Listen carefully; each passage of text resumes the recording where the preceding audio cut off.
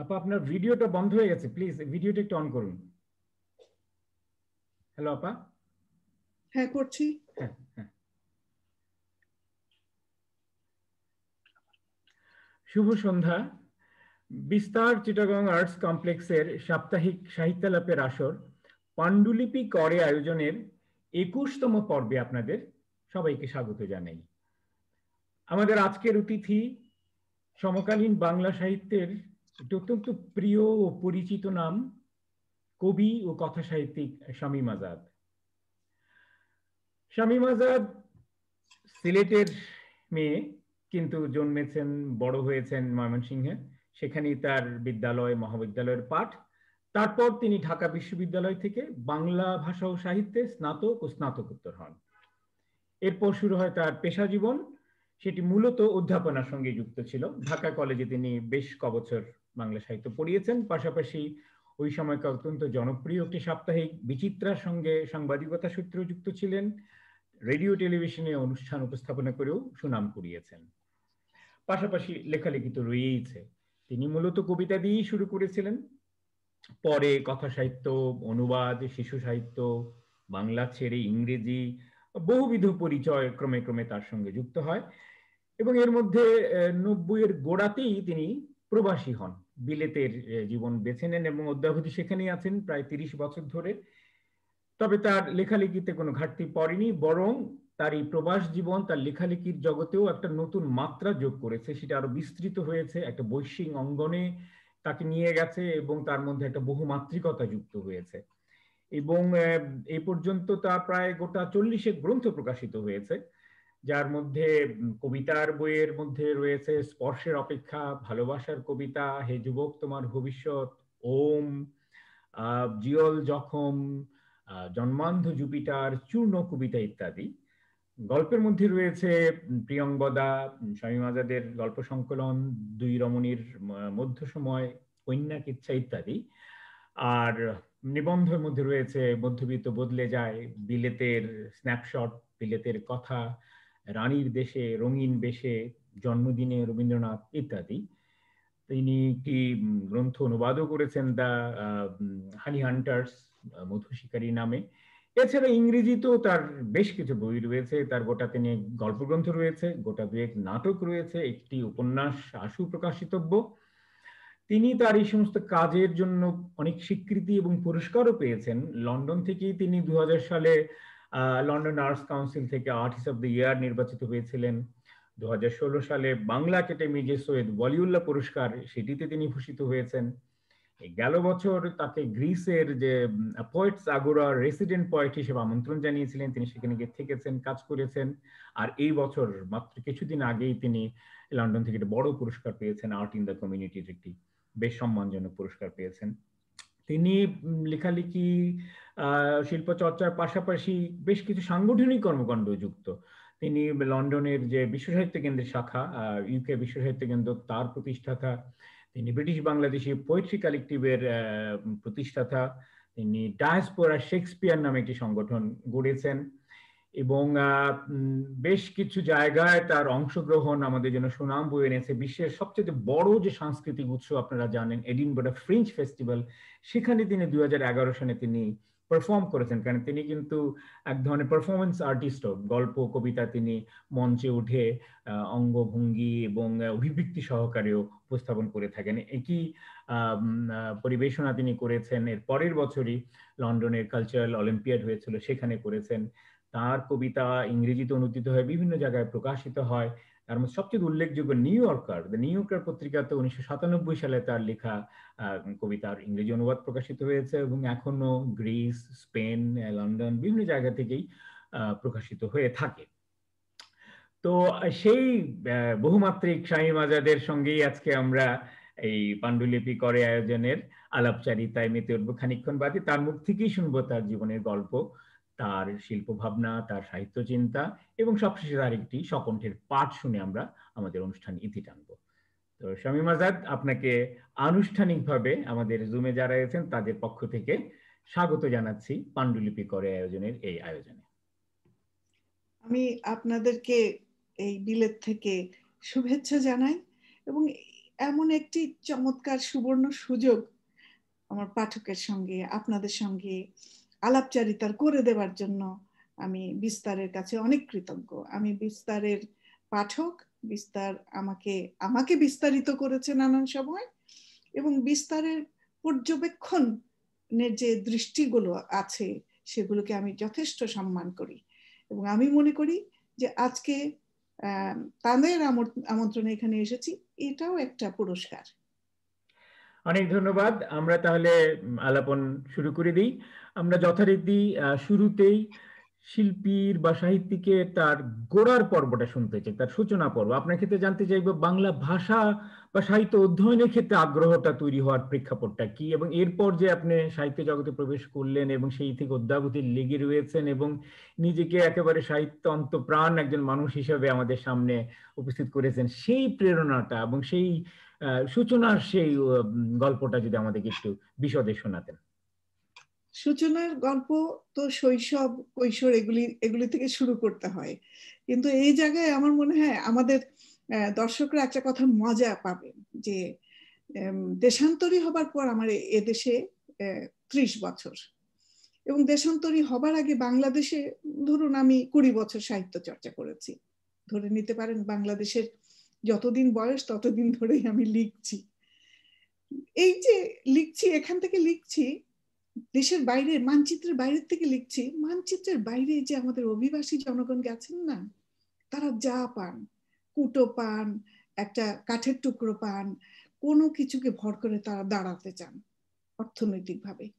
আর আমরা যারা শিল্পী সাহিত্যিক আছি, আমরা আসলে তখন খুঁজি যে কোন কোথায় কি নির্ভর করে আমি একটু আমার দেশের সাহিত্যের স্বাদ দিতে পারি এই বাইরের মানুষকে। এটাও একটা আসলে অভিবাসী যে কোনো শিল্পী সাহিত্যিকের জন্য একটি বড় একটা লড়াই বলা যায়। আপু, আমি জানতে চাইছিলাম আপনি বাংলা সাহিত্য বা ভাষা পড়ার ব্যাপারে সিদ্ধান্ত নিলেন কেন প্রথমত, এবং দ্বিতীয়ত কিভাবে সাহিত্যের জগতে ঢুকে গেলেন, লেখালেখি, প্রকাশনা, বইপত্র ইত্যাদি, ওই সময়কার গল্পটা যদি শোনাতেন আমাদের। হ্যাঁ, তো এখন এই পর্যায়ে এসে যখন ওগুলি করতে গেছি, তখন মনে হচ্ছে যে আমার সূচনা পর্ব কি ছিল।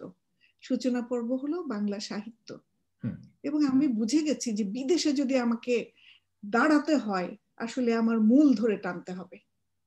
আমি বাংলাদেশ থেকে যে শিক্ষা, যে সাহিত্য, যে সংস্কৃতি দ্বারা আমার বিস্তার ঘটেছিল, আমি পরিচিতি পেয়েছিলাম, আমার কথা বলতে পেরেছিলাম, সেটার সূচনা বলা যাবে না যে বিশ্ববিদ্যালয়ে বাংলা পড়েছি বলে, বলা যাবে না যে কোনো একটা কিছু এসে দুম করে আমাকে পরিবর্তন করে দিল। কিন্তু মজার কথা হলো, সুন্দর একটা ব্যাপার, আমার মনে হয় যুদ্ধ আমাকে কবি করেছে 1971 সালে।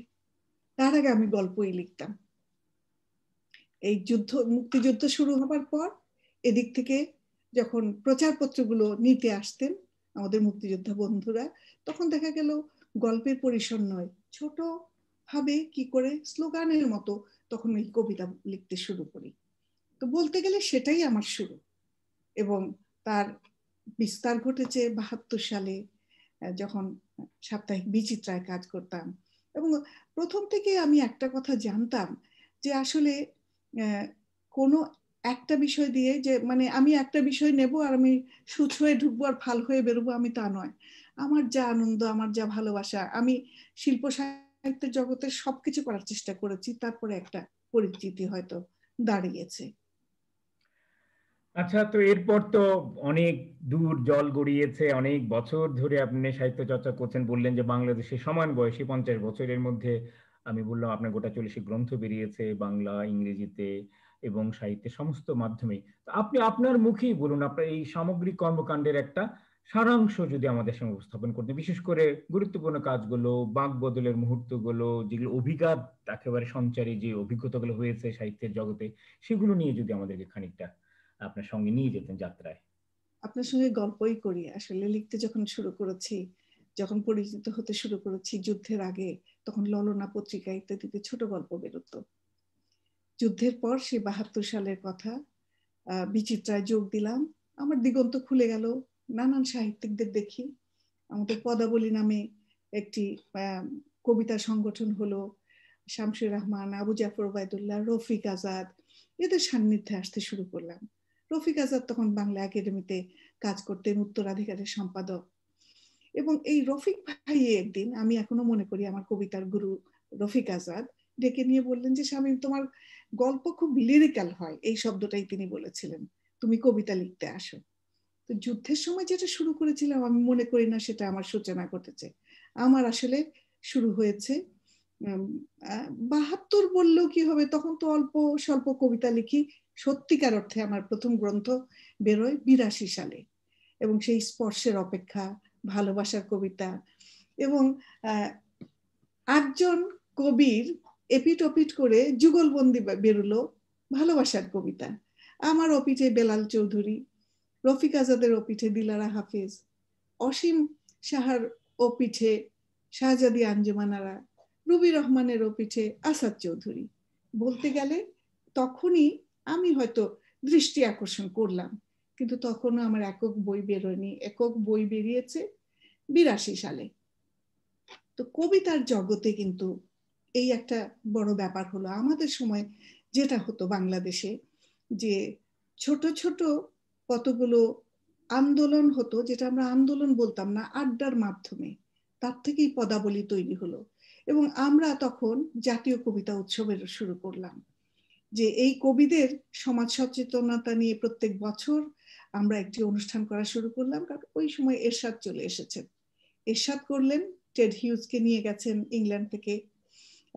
তারপর তিনি যেটি করলেন জাতীয় কবিতা উৎসব, এশীয় কবিতা উৎসব করলেন। তখন শামসুর রহমান, রফিক আজাদ, মহাদেব সাহা, রবিউল হোসাইন, এরা সবাই মিলে, এবং আমরা তখন তো একেবারেই মানে খেটে খাওয়া কবিতা কর্মী, আমরা করলাম জাতীয় কবিতা উৎসব। ওরা দেশীয়, ওরা এশীয়, আমরা করলাম দেশীয়। তো আমি বলবো যে আমার কবি হিসেবে কিছু দায়িত্ববোধ, কিছু চেতনাবোধ, এই ছোট ছোট আন্দোলনগুলো, সামাজিক আন্দোলনের সঙ্গে যুক্ত থাকার জন্য কিছু দায়িত্ববোধ তো কেউ কাউকে দেয় না, দায়িত্ববোধ নিজের থেকে জাগ্রত হয়। এবং সেটা দিয়ে আমার দেশের শুরু। কিন্তু বিদেশে এসে যে কথাটা প্রথমেই বলেছি, আমার মনে হয়েছে তখন যে আমি তো শুধু পড়াতে আসিনি, আমি একদিন এখানে ডেপুটি হেড টিচার হব, তারপর বাড়ার মধ্যে কোনো একটা স্থান আমি অধিকার করব, আমি তো তা ভাবিনি। আমার মনে হয়েছে যে আমি একজন লেখক। আমি যখন দেশ ছেড়ে এসেছি 90-এ, তখনই আমার গ্রন্থ প্রকাশিত হয়েছে, কবিতার গ্রন্থ আছে। আমি চিন্তা করেছি এদেশে আমি আমার দেশের ঘ্রাণ, শব্দ, বর্ণ কি করে আনতে পারি। সুতরাং এই শুরু হলো আমার ইংরেজিতে ভাষায় চর্চা। আর এইটা করতে গিয়ে আমার একদিন, এটা খুব একটা গল্পেরই মতো, ক্লাসের মধ্যে তো ইংরেজিতেই ছেলে মেয়েদেরকে কবিতা লিখাই, হঠাৎ মনে হলো যে আমি কেন শুরু করি না। আমি যেতগুলি ক্রিয়েটিভ ওয়ার্কশপের মাধ্যমে যখন তরুণরা লিখতে পারছে, আমারও নিজের তাতে একটু পরীক্ষা নিরীক্ষা করা উচিত।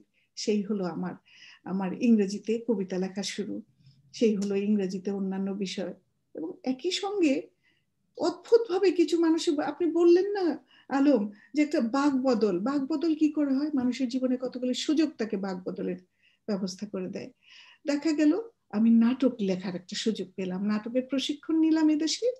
নেবার পর হাফ মুন থিয়েটার কোম্পানির জন্য ওরা তখন লেখক চাইলেন। সেই শুরু হলো আমার আরেক পর্ব। এবং তখন আমি নাটক লিখলাম। নাটক লিখতে গিয়ে যেটা হলো, ক্রমশই আমি এদেশের শিল্প, সাহিত্য, সংস্কৃতির ক্ষেত্রে ধরন ধারণগুলো বুঝতে শুরু করলাম। এবং আমি আমার অবস্থান থেকে আমি আমার গল্পগুলো বলা শুরু করলাম। এবং আজ পর্যন্ত এখনো আমি ইংরেজিতেই লিখি, বাংলাতেই লিখি না কেন, আমার কবিতার মধ্যে কিন্তু একটা গল্প থাকে। এবং একই সঙ্গে আরো কিছু জিনিস যুক্ত হলো, যেটা মানে কিছু করতে হলে এখানে একটা প্রাতিষ্ঠানিক একটা প্রশিক্ষণ দরকারই হয়। আমি এখান থেকে এই যে কি বলা যায়, ইউনিভার্সিটি, সামারি ইউনিভার্সিটি থেকে আমি কিছু শিখলাম। সেটা হলো এ পোয়েট ইন এডুকেশন নামে স্নাতক করলাম। আরেকটা করলাম স্টোরি টেলার ইন এডুকেশন, কারণ আমি তো তখন শিক্ষাক্ষেত্রে আছি। এই দুটো যখন স্নাতক আমি লাভ করলাম, তখন আমার আমার ভেতরের জোরটা বেড়ে গেল। আমি তখন দেখলাম পরতে পরতে, স্তরে স্তরে এই তত্ত্ব কথা এবং অনেক উপরের, এগুলিতে আমি কখনোই ভালো ছিলাম না। আমি বিশ্ববিদ্যালয়ে নীতি কথা, তত্ত্ব কথা, সেগুলিতে মোটামুটি টেনে টুনে পাশ করেছি। আমি দেখেছি যে দুটো কথা বলে তো, একটা হয়েছে যে আপনি মাইক্রো লেভেলে কি দেখেন আর ম্যাক্রো লেভেলে কি দেখেন। আমি দেখলাম আমি মাইক্রো লেভেলের লোক। আমি ওই চায়ের দোকানে, কফি শপে ছোট ছোট কবিদের সঙ্গে কাজ করে, মানে জীবন ঘনিষ্ঠ যে কাজগুলো করে সাহিত্যকে সমৃদ্ধ করা যায়, ওইভাবেই আমার যাত্রাটা হয়েছে। আচ্ছা, তো আপনি বাইরে আছেন, বাইরে অনেক কাজ করেন, কিন্তু আমি জানি দেশের সঙ্গে আপনার যোগাযোগ খুবই ঘনিষ্ঠ, প্রায়শই দেশে আসেন, দেশেও নানাবিধ অনুষ্ঠান ইত্যাদি করে থাকেন, নিয়ম করে আপনার বই বেরোচ্ছে। তো আপনি অর্থাৎ বাংলা সাহিত্যের সঙ্গে আপনার যোগাযোগটা বেশ ঘনিষ্ঠ। এখন আমি জানতে চাইবো আপনার বাইরের অভিজ্ঞতার আলোকে, যে বৈশ্বিক যে একটা অভিজ্ঞতা, যে একটা আন্তর্জাতিক সাহিত্যিক পরিমণ্ডলে ওঠা বসার যে একটা অভিজ্ঞতা, যে সেই আলোকে আপনি বাংলা সাহিত্যকে কিভাবে বিবেচনা করেন? বাংলা সাহিত্যের মান, তার বৈশ্বিক অবস্থান, এই মুহূর্তে যে সাহিত্য রচিত হচ্ছে সম্পর্কে আপনার মূল্যায়ন বা আপনার একটা অবস্থান কি বলতে পারেন? আমার নিজের, আমি মনে করি যে মূল্যায়ন করার মতো যোগ্যতা, অভিজ্ঞতা এগুলো আমার মনে হয় নেই। আমি আমি আমি বিশ্বের সঙ্গে বাংলা সাহিত্যকে কখনো তুলনামূলক অবস্থানে দেখি না, যে যার যার প্রবৃদ্ধি তার তার মতোই হয়। আমরা যদি তুলনা করতে যাই তাহলেই দেখা যাব খুব ভুল করব। আমরা কেবলই ইংরেজি সাহিত্য সম্পর্কে আমাদের জানাশোনা আছে, স্প্যানিশ সাহিত্য, তারপর ইথিওপিয়ান সাহিত্য, অথবা ইরানিয়ান সাহিত্য আমি কতটা জানি, কাজে আমি ঠিক বৈশ্বিক প্রেক্ষাপট থেকে বলতে পারবো না।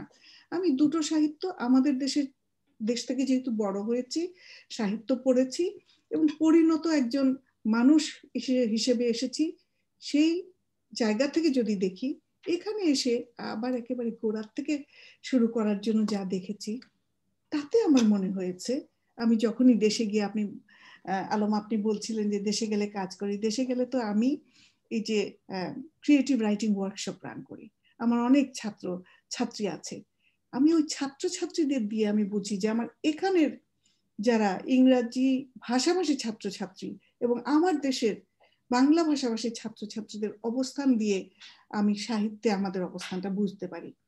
তখন আমি দেখি যে দুটোকে কখনোই আমি আলাদা করতে পারি না, শুধুমাত্র একটা ব্যাপারে আলাদা করি। আমি যখনই আমাদের দেশে গিয়ে আমি হয়তো কবিতা লেখার ওয়ার্কশপ করব, তার আগে কিছু কাজ করতে হয় তাদের মননটা তৈরি করার জন্য, তাদের আমি যা দেব তাদেরকে তা গ্রহণ করার জন্য, যেটাকে ইংরেজিতে বলে হয় ওয়ার্মিং আপ সেশন।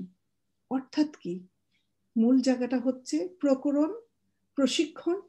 এটুকু বাদ দিলে কিন্তু আমরা মনে হয় বৈশ্বিক দিকে বিশ্বের যা আছে আমরা তো অনুদিত হইনি সেভাবে, এবং অনুদিত হলেও হবে না।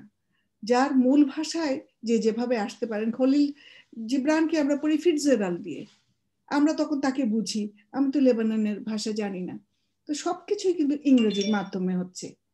সেই জায়গাতে যখন চিন্তা করি আমাদের মানুষদের কথা, তখন ভাবি যে আমরা এর মধ্যে কতগুলো বিভাজন করে ফেলেছি, যার জন্য আমরা একাকার করে দেখতে পারি না। সেটা হলো ভূগোলকে টেনে এনেছি। আলম, আপনি এত ভালো অনুবাদ করেন, এত ভালো লেখেন, আপনি যখন বাইরে ছিলেন আপনাকে তখন বলা হতো প্রবাসী, আপনি এখন দেশি। এখন এই যে প্রবাসী এবং দেশি, এই এই ব্যাপারটা বিতর্কের নয়, এটা আলোচিত হওয়া উচিত। বাংলা ভাষা, বাংলাদেশের সাহিত্যে একজন ট্যাক্সিতে বসে লিখছেন না ঠাকুরগাঁয়ে বসে লিখছেন বা প্যারিসে বসে লিখছেন, আপনি যেটা খুব সুন্দর করে আমাকে ধরিয়ে দিয়েছেন, কোথায় যাচ্ছে এবং কি লিখছেন সেটাই বিবেচনা হওয়া উচিত। তখন দেখা যাবে যে আসলে এই মান কিন্তু আমাদের একই। আচ্ছা, এটা গেল সাহিত্য রচনার ক্ষেত্রে, কিন্তু সাহিত্যের একটা বিশেষ একটা পরিমণ্ডলও আছে। সাহিত্য শুধু লিখে যাওয়া না, সাহিত্য প্রকাশিত হতে হয়, এটা প্রকাশনা সংস্থা থাকে, পত্র পত্রিকা থাকে, সেখানে সাহিত্য সম্পাদনার বিষয় আছে, পাণ্ডুলিপি এর সম্পাদনা, বইয়ের আলোচনা সংস্কৃতি, সমালোচনা, অনেকগুলো বিষয় মিলিয়ে একটা সাহিত্য জগৎ, সাহিত্য পরিমণ্ডল গড়ে ওঠে। আমাদের সেই সাহিত্যিক পরিমণ্ডলটা কতখানি প্রাপ্তবয়স্ক হয়েছে, কতখানি পেশাদার হয়ে উঠতে পেরেছে, বা কতখানি, আমি আবারও বলবো যে একটা একটা একটা একটা আন্তর্জাতিক মান আছে, সবকিছুরই একটা ন্যূনতম একটা মান আছে, আমরা কতক্ষণ সেখানে পৌঁছতে পেরেছি। কারণ আপনার বইও দেশ থেকে বেরোয়, আপনার লেখাও ছাপা হয়, প্রকাশকদের সঙ্গে আপনাকেও ওঠা বসা করতে হয়, পাঠকের কাছেও আপনাকেও পৌঁছানোর চেষ্টা করতে হয়। সেই অভিজ্ঞতাটার আলোকে আপনি আমাদের বাংলাদেশের সাহিত্যিক পরিমণ্ডলটাকে কিভাবে বিচার করবেন? চমৎকার প্রশ্ন, চমৎকার প্রশ্ন। কারণ এখানে আমরা পরিসংখ্যান নয়, আমরা গুণগত মান নিয়ে কথা বলছি, আমরা সার্বিক একটা আবহ নিয়ে কথা বলছি, এবং সেই সার্বিক আবহ, গুণগত মান এবং পুস্তক প্রকাশনা, পাণ্ডুলিপি এবং এর ভেতরে যে একটা জাল আছে, এই জালটা কতটুকু শুদ্ধ, কতটুকু শক্ত, কতটুকু যৌথবদ্ধ, এই ব্যাপারটাতে আমি নিজে নিজে মনে করি যে আমি নিজে একজন ভুক্তভোগী। আবার একই সঙ্গে আমি একজন সৌভাগ্যবান ব্যক্তি, কারণ আমার মতো অবস্থানে খুব কম মানুষ আছেন যারা দেশের বাইরে থেকে গিয়েই সঙ্গে সঙ্গে দেশের সঙ্গে একাত্ম হয়ে আলাদা করা যায় না। কেউ আমাকে প্রবাসী বলেন না, কিন্তু এরকম খুব কম সংখ্যক আছেন।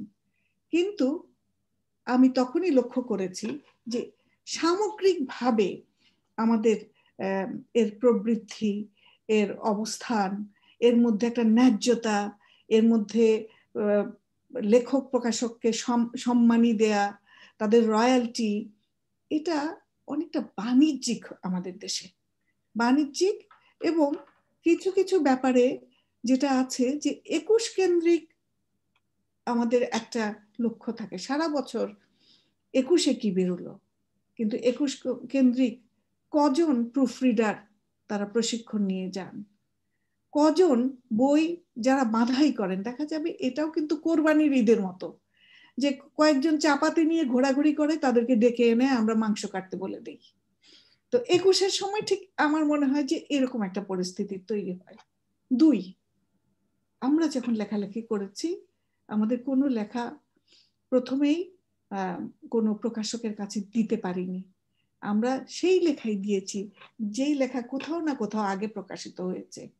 অর্থাৎ আপনি যদি মনে করেন একটা ছাঁকনি, এই ছাঁকনির ভেতর দিয়ে তো আপনি তুলে ধরবেন যা আপনি দর্শককে দিতে চান। প্রথম ছাঁকনি ছিলেন আমাদের পত্রিকার সম্পাদকরা, এবং এই পত্রিকার সম্পাদকদের অভিজ্ঞতা যেমন ছিল, তাদের বানান, তাদের তাদের বোধ, এবং প্রত্যেক জায়গায় সাহিত্য সম্পাদক। আমি এখনই মানে আমরা যারা লিখেছি আমরা বলি যে আমাদেরকে সম্পাদকরা আমাদেরকে তৈরি করেছেন। আমাকে শাহাদত চৌধুরী যা তৈরি করেছেন, আমি এতদিনে আমি তাই আসলে করে খাচ্ছি। আমাকে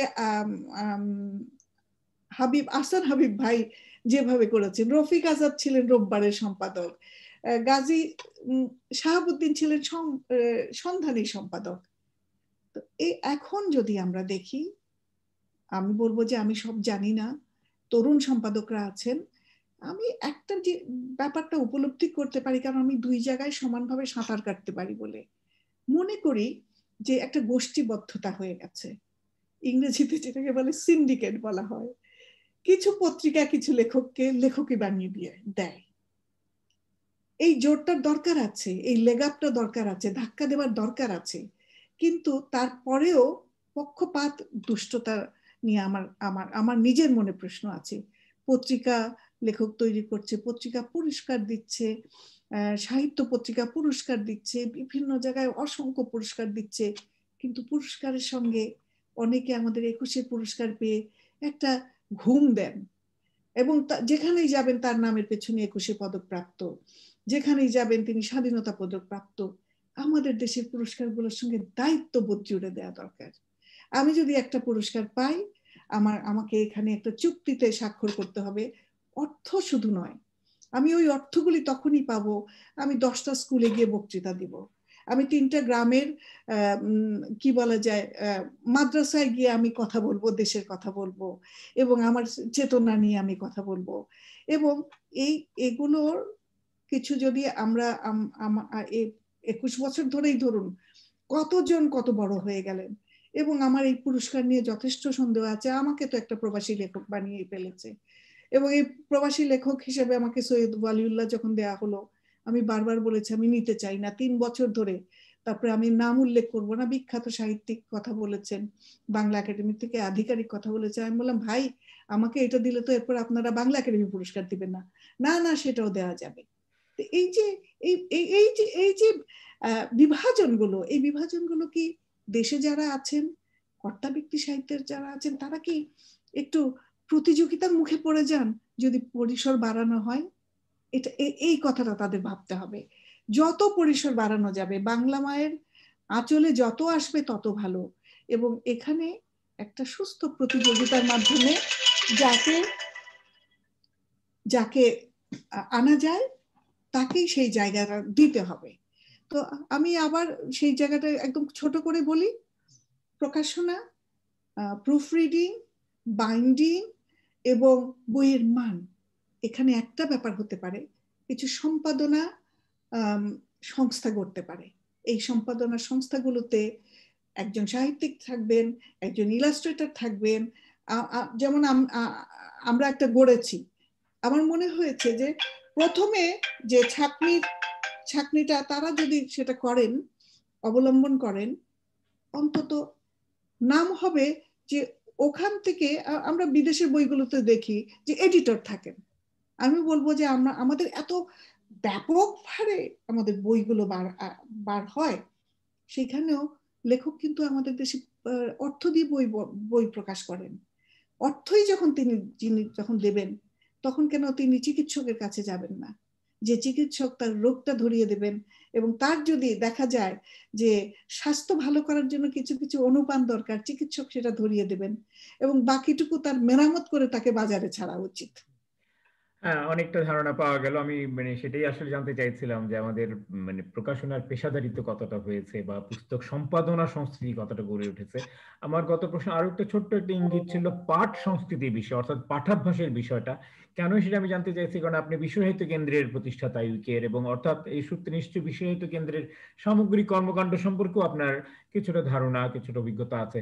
আপনার কি মনে হয় বিশ্ব সাহিত্য কেন্দ্রের এই দীর্ঘ একটা চর্চার ফলে আমাদের পাঠাভ্যাস কতখানি বেড়েছে, আমাদের পাঠ সংস্কৃতির কতখানি উন্নয়ন হয়েছে, এবং আপনাদের প্রবাসী বা পরবর্তী প্রজন্মের ছেলে মেয়েদের কাছে বাংলাকে আপনারা কতখানি, বাংলা সাহিত্যে কতখানি পরিচিত করাতে পারছেন, চ্যালেঞ্জগুলো কোথায়, কিভাবে এর উত্তরণ হতে পারে বলে আপনি মনে করেন? অনেক অনেক শুধুমাত্র এই প্রশ্ন দিয়ে আজকে আমাদের সাক্ষাৎকার শেষ করতে পারতাম। আমি ছোট করে বলি,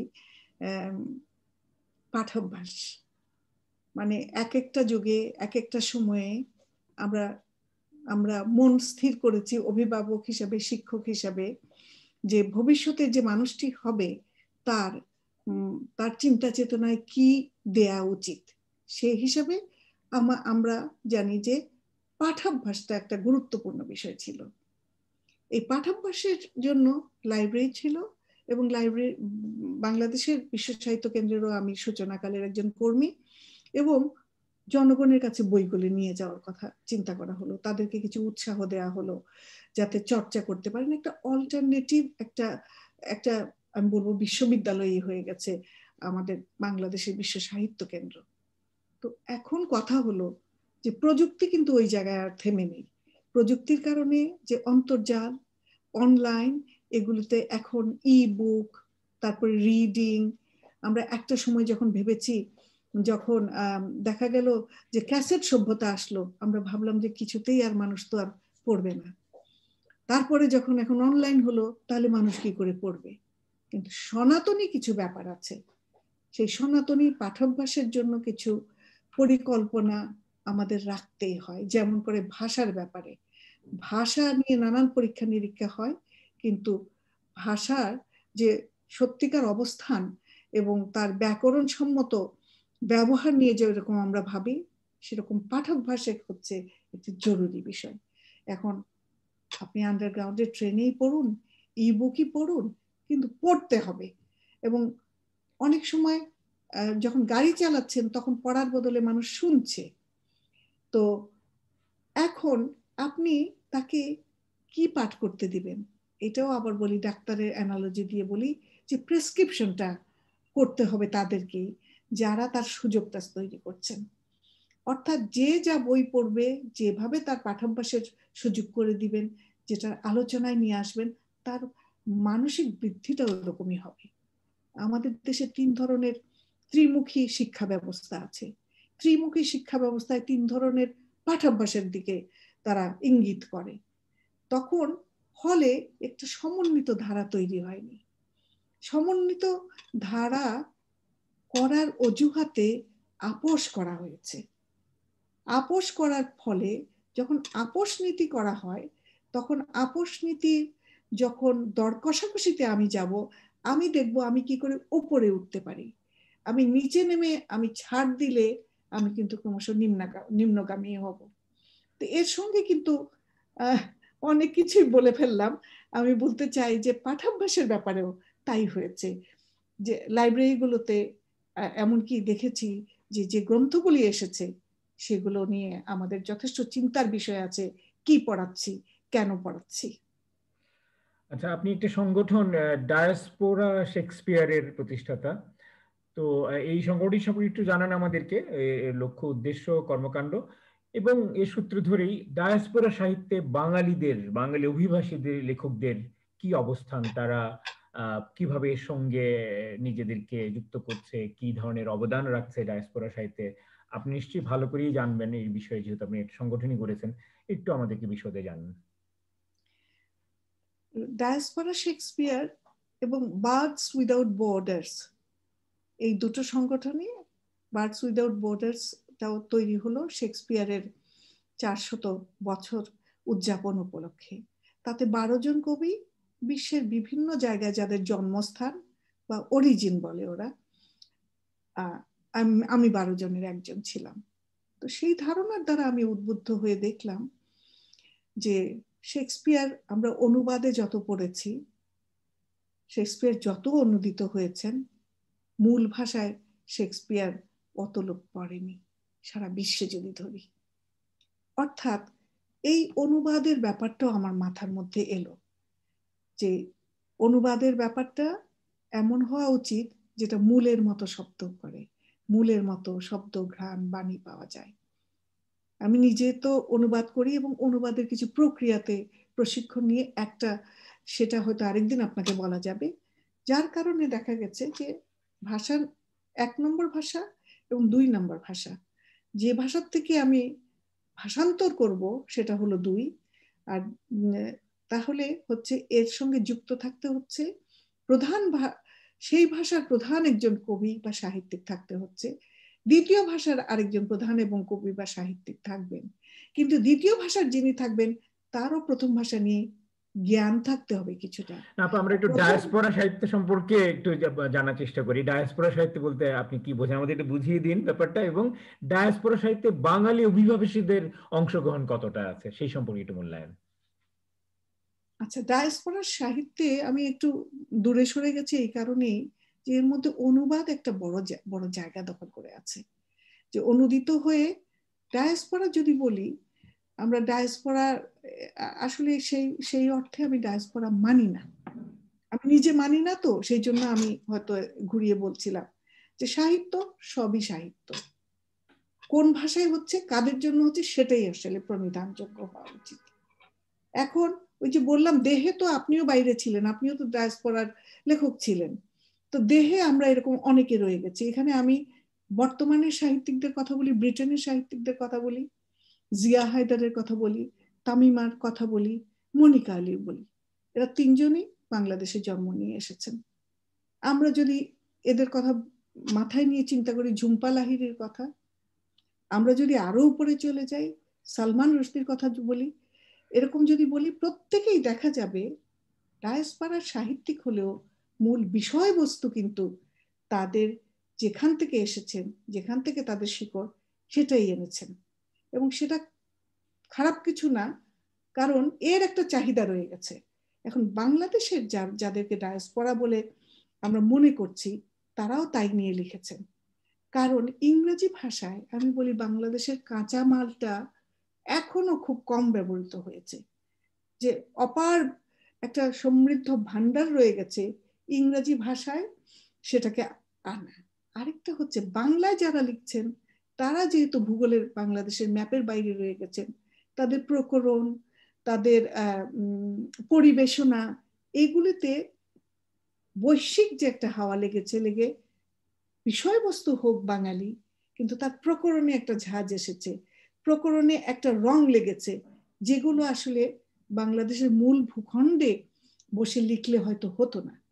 আমার নিজের কথাই বলি, আমি ভূখণ্ডের বাইরে থেকে লিখছি, কিন্তু আমি বলি, আমার পরিচিতি নিয়ে বলি, আনারের অন্তরে শাকিন স্ট্রবেরি অধরা, ফলদেহে গাঁথা তুর্য সংযমের অমরা, বাসন্তী প্রভাতে আমি বৃষ্টি পরবাসী, ধানেরও সৈকতে আমি তুলসী মালা দাসী। এটার এক জায়গায় আছে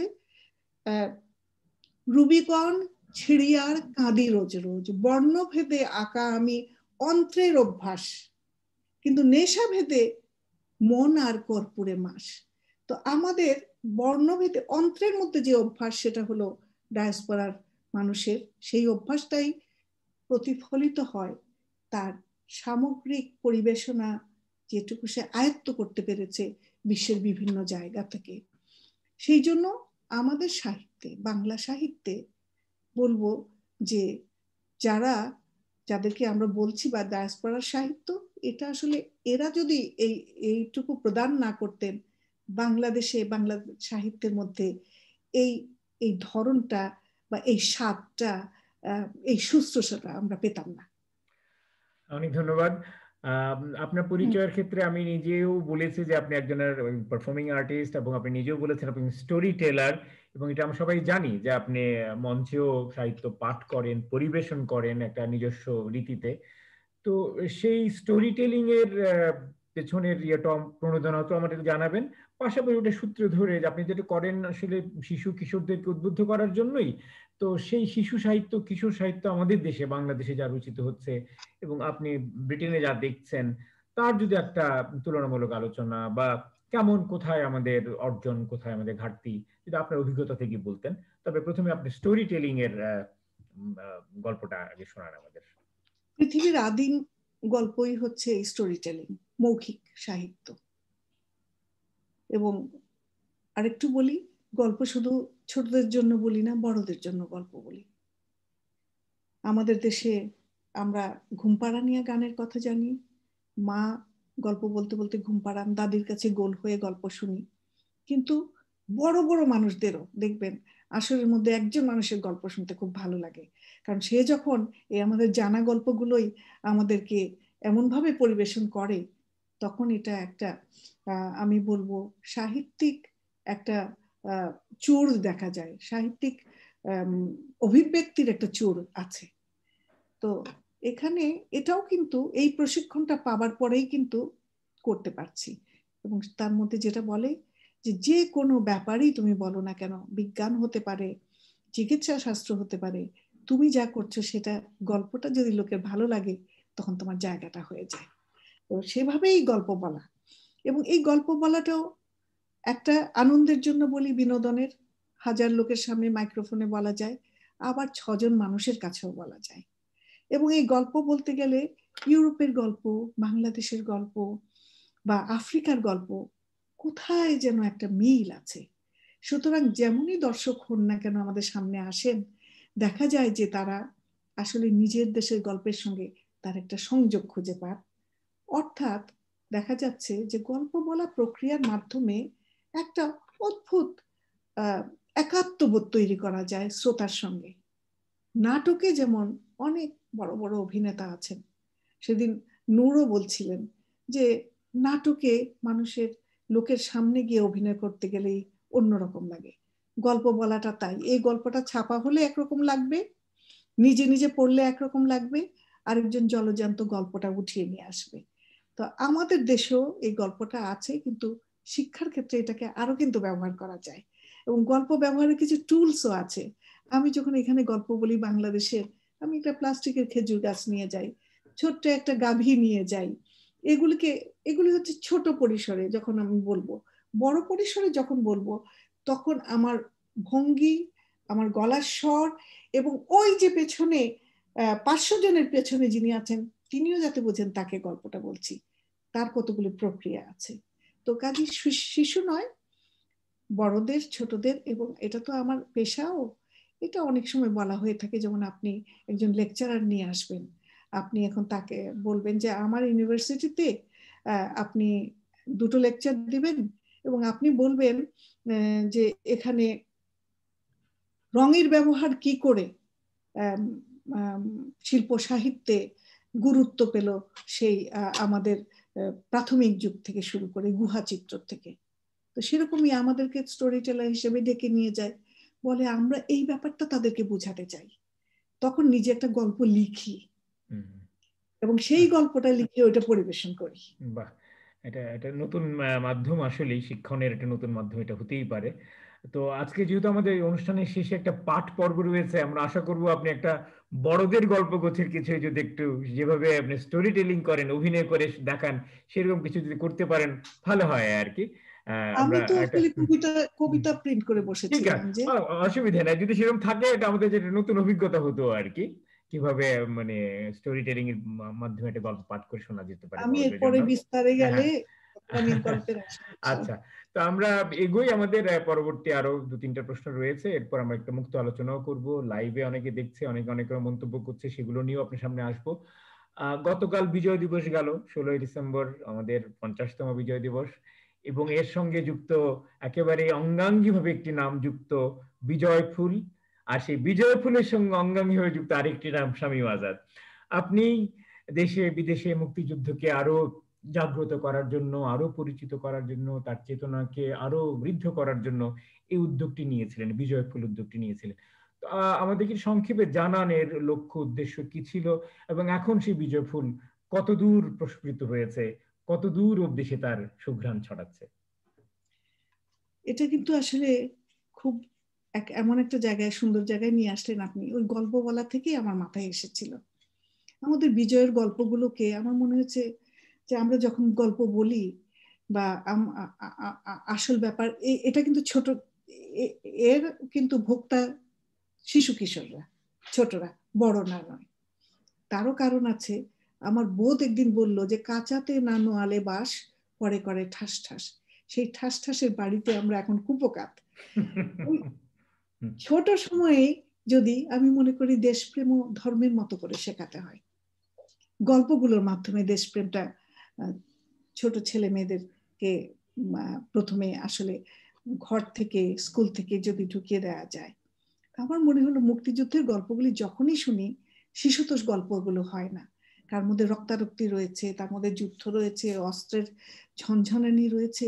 কিন্তু আমি তো আমার সন্তানকে আসলে কি করতে চাই, শক্তিশালী করতে চাই তার নিজস্ব জাতীয় চেতনায়।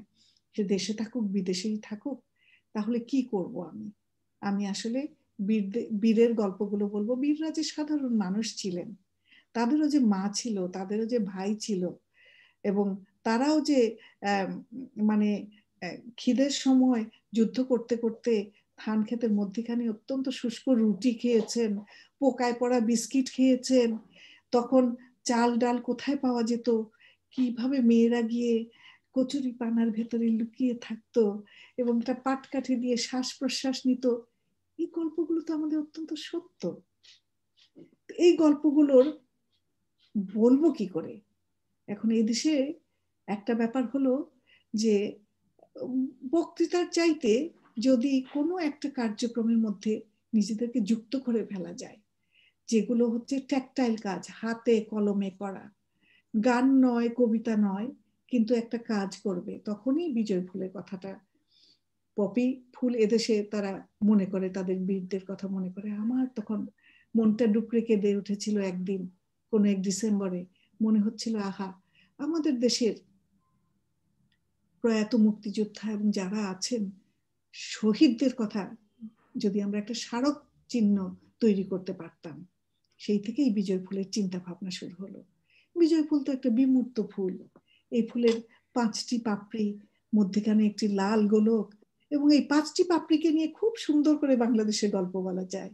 5টি নদীর কথা বলা যায়, পাঁচ রকমের জাতের মানুষ আমরা রয়েছি, 5 রকম ধর্ম, আমাদের নৃগোষ্ঠী সহ, মানে খুব সহজে ব্যাপারটা এরকম করলাম যে ফুল বানাতে বানাতে পাশে একজন মুক্তিযোদ্ধা গল্প বলবেন তার সময়ের কথা, একজন সাহিত্যিক গল্প বলবেন, একজন লেখক গল্প বলবেন, আর ছেলে মেয়েরা এগুলি কাটবে এবং জিজ্ঞেস করবে।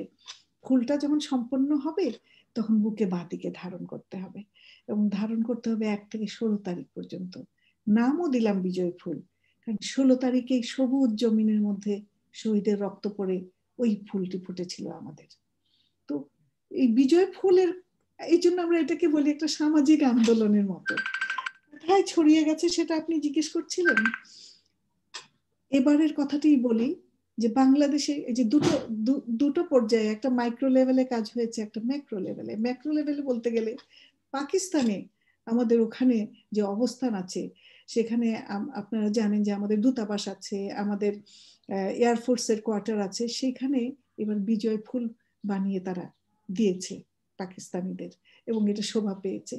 আর একেবারে মানে জন্ম তো লন্ডনে বিজয় ফুলের, কিন্তু গত কয়েক বছর থেকে সাঁওতাল পরগনা, এবারে হাজংদের পাড়ায়, অর্থাৎ যে যেভাবে পারেন বিজয় ফুলকে এবার পাখাতে বিজয় ফুল আনা হয়েছে, হাতে সেলাই করে। এবং সেই অর্থ দিয়ে কোভিডের সময় তো এখন ছেলে মেয়েদেরকে একটি গামছা, একটি চিরুনি, একটি সাবান এগুলি কিনে দেওয়া হয়েছে। অর্থাৎ জীবনের সঙ্গে আমি যেটা এখানে শিখেছি, সাহিত্য আসলে আলাদা কিছু না, জীবনের সঙ্গে সম্পৃক্ত করে নিলেই তার উদ্ধার।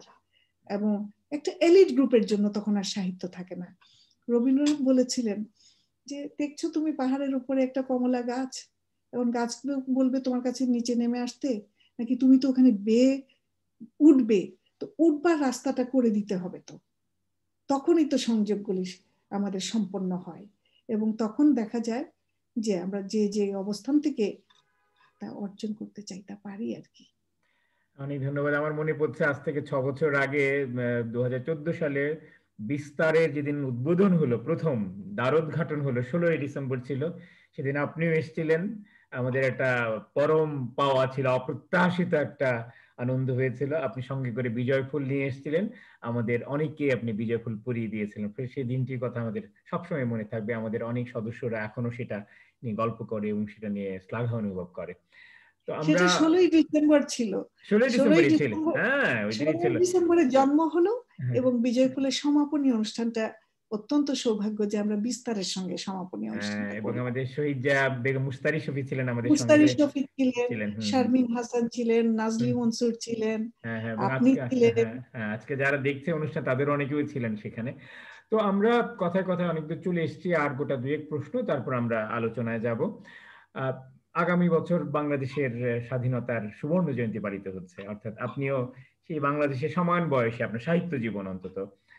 তো কি ভাবছেন এখন দেশকে নিয়ে? দেশকে নিয়ে আপনার পর্যবেক্ষণ কি, প্রত্যাশা কি, স্বপ্ন কি? সামগ্রিকভাবে আপনার একটু এই মুহূর্তের একটা স্বদেশ ভাবনাটা শুনতে চাইছে আমাদের সুবর্ণ জয়ন্তীকে সামনে রেখে।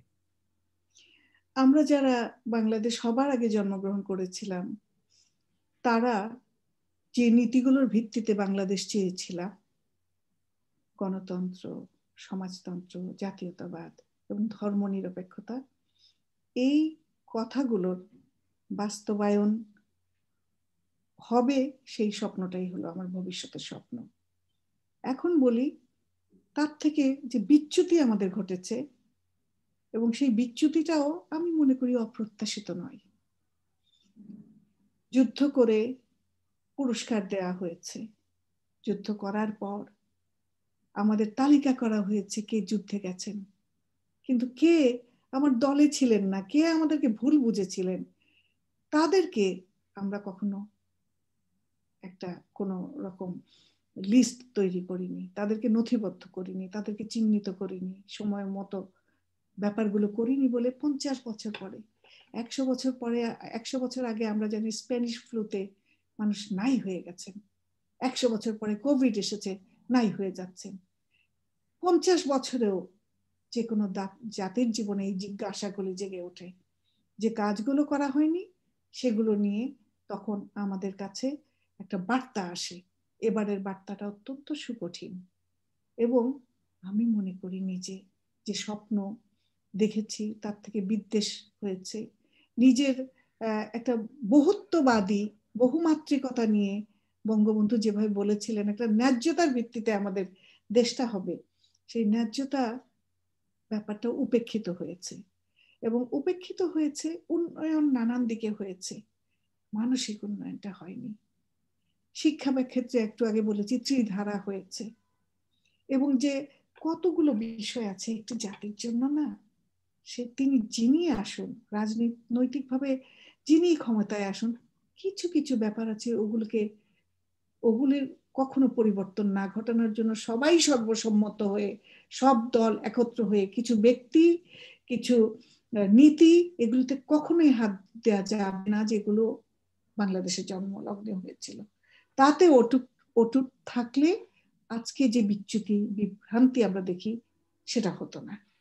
তা আমি মনে করি, আমি তো আশাবাদী মানুষ, আমি মনে করি 50 বছরে একটা ব্যাপার হবে যেটা আমরা 50 বছর আগে করেছিলাম, আমাদের প্রজন্ম করেছিলাম, এখনকার প্রজন্ম তার মুখোমুখি হয়েছে।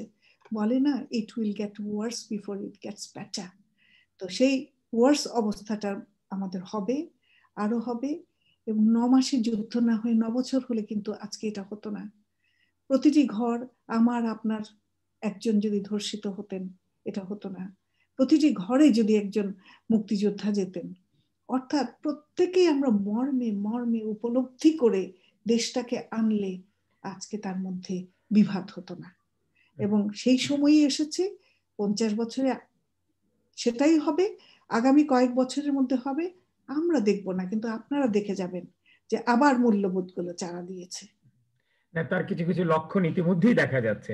তরুণদের মধ্যে হ্যাঁ, যখন এই দাবি ওঠে যে আমরা ধর্মনিরপেক্ষ বাংলাদেশ দেখতে চাই, এটা কিন্তু একটা সত্যি আশার সঞ্চার করে। আমরা ভেবেছিলাম তারা অত্যন্ত রাজনীতি বিমুখ হয়ে গেছে, তারা, একদম। হ্যাঁ, কিন্তু তারা যে ঠিক সঠিক জায়গাটা বাংলাদেশের একেবারে আত্মার জায়গাটা হচ্ছে যে অসাম্প্রদায়িক বাংলাদেশ, ধর্মনিরপেক্ষ বাংলাদেশ, বহুত্ববাদী বাংলাদেশ, হ্যাঁ, সেই জায়গাটাকে চিহ্নিত করা গেছে এবং একটু একটু করে আওয়াজ উঠছে। সেটা নিশ্চয়ই আরো শক্তিশালী হবে, সেটা নিশ্চয়ই দেশব্যাপী ছড়িয়ে যাবে। তখন হয়তো আমাদেরকে আরেকবার আরেকটি মুক্তিযুদ্ধের মধ্যে দিয়ে সেটাকে প্রতিষ্ঠা করতে হবে। আপনাকে অনেক ধন্যবাদ, আপনি আমাদেরকে সেই আশার বাণীটা শোনালেন এবং সেই পথটাও দেখালেন। আপনার বিজয় ফুল তো সেই লক্ষ্যেই কাজ করে যাচ্ছে। আমরা আপাতত শেষ করব এখন। পাঠ পর্বের আগে, আলোচনা পর্বের আগে একটি প্রশ্ন দিয়ে, যে এই মুহূর্তে আপনি কি লিখছেন, লেখালেখি নিয়ে কি ভাবছেন, কি পরিকল্পনা, সামগ্রিকভাবে বাংলা সাহিত্যকে নিয়ে কি স্বপ্ন দেখছেন? কাল যখন আপনার সঙ্গে কথা হলো আপনি বলছেন সারা রাত লিখেছেন, এতটাই যে আপনার দিনক্ষণের হিসেব এলোমেলো হয়ে গিয়েছিল। তো আপনার বর্তমান সাহিত্য চর্চা, পরিকল্পনা, স্বপ্ন এইসব নিয়ে আজকের মতো আমরা প্রথম পর্বের আলোচনা এখানে শেষ করব। এরপরে কি আরো দ্বিতীয় পর্ব আছে নাকি? হ্যাঁ, না, এরপরে পাঠ পর্ব আছে, আলোচনা পর্ব আছে। জুমে কয়জন এসছেন এবং লাইভে যারা মন্তব্য করছেন ওগুলো নিয়ে আমরা একটু আলোচনা করতে চাই আর কি। একটা ব্যাপার কি বলিনি, হুম, সে ব্যাপার যে একটু অনুমতি চাই বলতে, হুম, হুম, যে আমি কেন রাতে লিখি। হুম, হুম, বাংলাদেশের নারী আমি, এবং আমি সংসার করে সন্তান পালন করে সাহিত্য করে আমি, যদি আপনারা বলেন যে একটা জায়গায় পৌঁছেছি, তখন আমাকে কিছু আপোষ করতে হয়েছে। আমাকে যেন কেউ না বলে যে আমি সন্তানদের দেখাশোনা না করি, ওদের স্বাস্থ্য দেখি না, রান্না দেখি না, বাড়িতে শ্বশুর বাড়ির লোকজনকে দেখি না। এই সব জিনিসগুলো আমি দিনের বেলা করতাম। আমার বৃদ্ধি, লেখক শামীম আজাদের বৃদ্ধি হচ্ছে রাতে রাতে, যখন পৃথিবীর আর কোনো দাবি আমার কাছে নেই। তখন আমার পঠন পাঠন, তখন গান শোনা, তখন বারান্দায় ছোট একটা রাইটিং টেবিল ছিল ধানমন্ডিতে, সেখানে 20টা নারকেল গাছের হাওয়া শুনতাম রাতের বেলা, আর আমি তখন লিখতাম, আমি তখন পড়তাম। আমার মনে হতো একজন নারীর আমাদের দেশে বিপ্লব করে তার এগিয়ে যাওয়া সম্ভব নয়, তাকে ঐতিহ্যের মধ্য দিয়ে যেতে হবে, এবং তার মধ্যে যে বন্ধনগুলো সে তখন তার মতো করে মোকাবেলা করে করে তাকে বাড়তে হবে। তো সেভাবেই আমি বলতে চাচ্ছিলাম, নারী নারী যে আমি, আমার যে একটা বাড়তি যন্ত্রণা, আমি যে একটা আড্ডায় বসলে কতক্ষণ পর উঠে গেলে এখানে বন্ধুরা বলে যাচ্ছ কেন, আমি বলতাম আমার তো একটা বউ নাই, সে গিয়ে যে আমার জন্য সব রেড তৈরি করে রাখবে, আমার কাগজ উড়ে যাচ্ছে আমার কাগজটা এনে দেবে, এই আমার কলমটা কোথায় দেবে। জীবনের এই এই জটিলতাগুলো কোনো অনুযোগ নয়, ওই ব্যবস্থাটার মধ্যে দিয়েই আমাকে এগোতে হয়েছে। এবার আপনার প্রশ্নটা বলেন।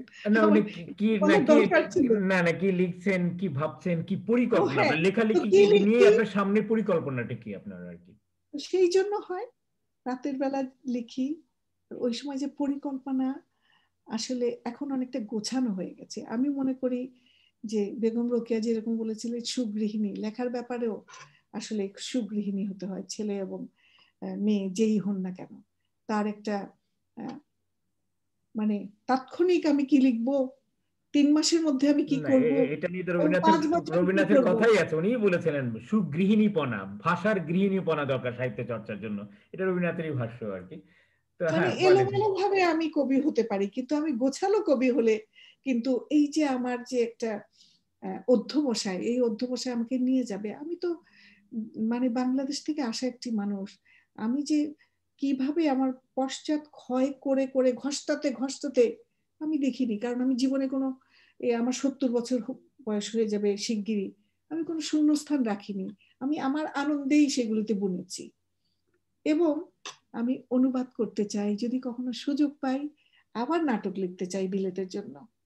আমি নিজের আত্মজৈবনিক উপন্যাসের কথা আমার পাঠকরা খুব পছন্দ করেন, আমার স্মৃতি কথা আমি জানি। এর এত অনুরোধ আছে, এই নিয়ে গ্রন্থও গেছে, কিন্তু আমি আপনার তো স্মৃতি কথা তিনটি রয়েছে, স্মৃতি কাব্য, বংশবীজ, একলা জেগে রই রয়েছে, জার্নাল পকেট ভরা পাপড়ি, যেটা জার্নাল রয়েছে আপনার। ফলে এই কাজগুলো আপনি বেশ ভালোই করেন, এগুলো আমাদের পড়তেও খুব ভালোই লাগে আর কি। তো ওই ধরনের কিছু কাজ করছেন এখন আত্মজীবনী? আরেকটা ব্যাপার, এবং এবং এই যে আমি তো দেশের জন্য লিখি, দেশ থেকে কিছু অনুরোধ আসে। আরেকটা অনুরোধ, সেটা বোধহয় আমার একটা দায়িত্ব, যে রাইটার্স ব্লক বলে একটা কথা আছে। এবং আমরা দেখেছি আমাদের সঙ্গে সমসাময়িক অনেক কবি বন্ধু লিখতে পারছে না বলে একেবারেই কি বলে যে মানসিকভাবে বিকারগ্রস্ত হয়ে গেছে। মানুষ আত্মহত্যাও করে, শিল্পী সাহিত্যিক। সৃজনশীলতা যদি নতুন বাঁক না নেয়, এই যে একটা আবদ্ধতা, আমি এর নাম দিয়েছি আমার থমকে যাওয়া আকাশ। তা আমি তো এর মধ্যে পড়ে গেছিলাম, কিন্তু এখানে আমি একটা প্রযুক্তিগত একটা বিদ্যা এবং একটি অধ্যয়নের মাধ্যমে বিভিন্ন পর্যায়ের মাধ্যমে আমি আবার ফেরত এসেছি। তো বলে না, আমার যদি একটা খাবার খুব ভালো লাগে অন্যকে দিতে ইচ্ছা হয়। আমি আমার দেশের তরুণ কবি সাহিত্যিকরা শুধু বলে যে আপা আপনি এটা লেখেন, বাংলায় লেখেন। এটা জুলিয়া ক্যামেরন দ্বারা আমি আমি আসলে অনুপ্রাণিত।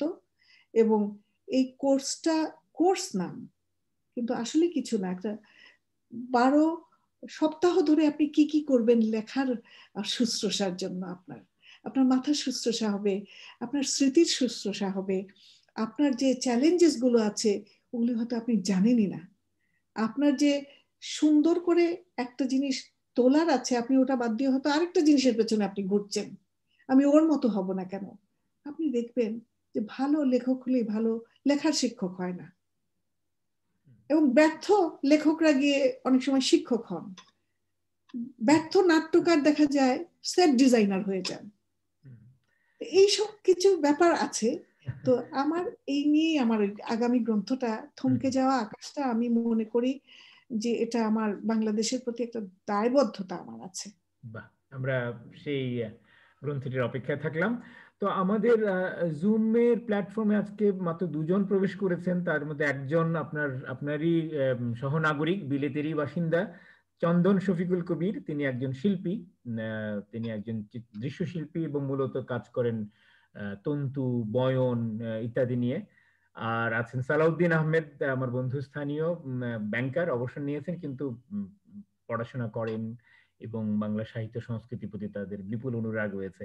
তো এই দুজনের কাছ থেকে আগে আমরা শুনে নিই একটু, একেবারে সাক্ষাৎ কথা শুনতে পাবো, এরপর আমি লাইভের মন্তব্যগুলো নিয়ে আসবো। চমৎকার। তো সালাউদ্দিন, তুমি শুরু করো, তুমি তো এসেছিলে প্রথম। তো তোমার কথা, তোমার মাইক্রোফোন এবং ভিডিও অন করে যদি তুমি তোমার মন্তব্যটা শোনাতে আমাদের।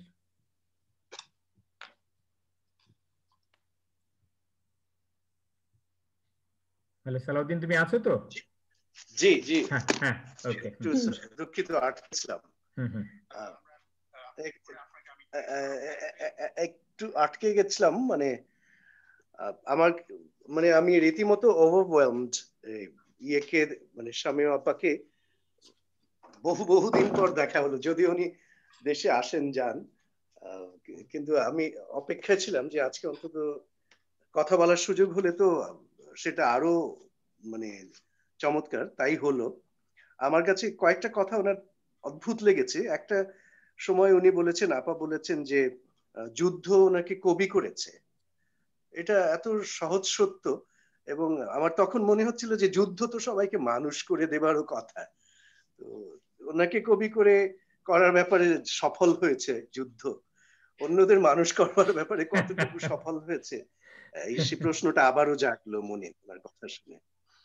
আর একটা কাজের কথা ভাবা যায় একটা দুটো। উনি ওই পোয়েটিং এডুকেশন, তারপর স্টোরি টেলিং এডুকেশন, এগুলো নিয়ে বহুদিন ধরে কাজ করছেন এবং কাজে নেমেও পড়েছেন সেও বহুদিন, মানে প্রথমত শিখেছেন এবং এখন প্রয়োগ করছেন। এখানে এই দেশের কোনো মানে বাংলাদেশে যেহেতু ওনার যোগাযোগটা এখনো শক্ত দৃঢ়, তো সেই জন্য বাংলাদেশের কোনো দায়িত্বশীল একটা দুটো ইউনিভার্সিটিতে এই বিষয়গুলো চালু করা যায় কিনা। আমি একদম খটমটে করে সরাসরি জিজ্ঞেস করছি, সাহিত্য ভাবনা আমার মধ্যে তেমন তো দোলা দেয় না, মানে দিতে পারে না। আমি সাহিত্যের বাইরের মানুষ, টাকা পয়সার জগতের মানুষ, ব্যাংকে কাজ করতাম। আরেকটা মনে হয়েছে যে এই যে পাঠ বা শ্রুতি, ধরো আপা বলছিলেন যে গাড়ি চালাতে চালাতে ওখানে যেটা বাস্তবতা সেটা এখানেও অনেকখানি বাস্তবতা, যে এখন নিডসটা বা চাহিদাটা ওরকম দাঁড়িয়ে গেছে যে যে গাড়ি চালাতে চালাতে শুনবার সুযোগ থাকলে তো নিশ্চয়ই শুনবে সবাই। তো ওই বিষয়টাও মানে ওই ব্যাপারটা আমাদের এখানে চালু করে দেওয়া যায় কিনা, কবিতা, গল্প বা অন্য ভারী প্রবন্ধ সেগুলো এই গাড়িটা চালাতে চালাতে শুনলেন, সাবধানী হয়ে অবশ্যই। তো এই চর্চাটা এখানে চালু করার ব্যাপারে আবার কোনো ভাবনা বা কাজ আছে কিনা সেটাও একটু জানতে ইচ্ছে করবে। আর আবার মনে হয়েছে যে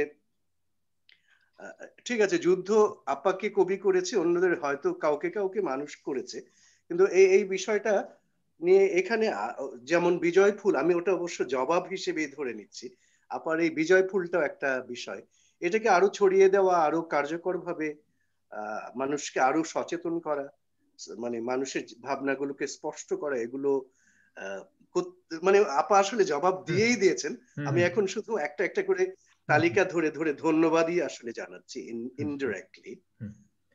উনি যে বলেছেন যে বাসন্তী প্রবাসে আমি বলে, উনি যে নিজেকে চমৎকার করে ইয়ে করলেন, তখন আমরা ওনার পারফর্মিং আর্টস গুলো কত মজার হয় সেটার একটা ছোট্ট অংশ দেখে স্বাদ পেলাম।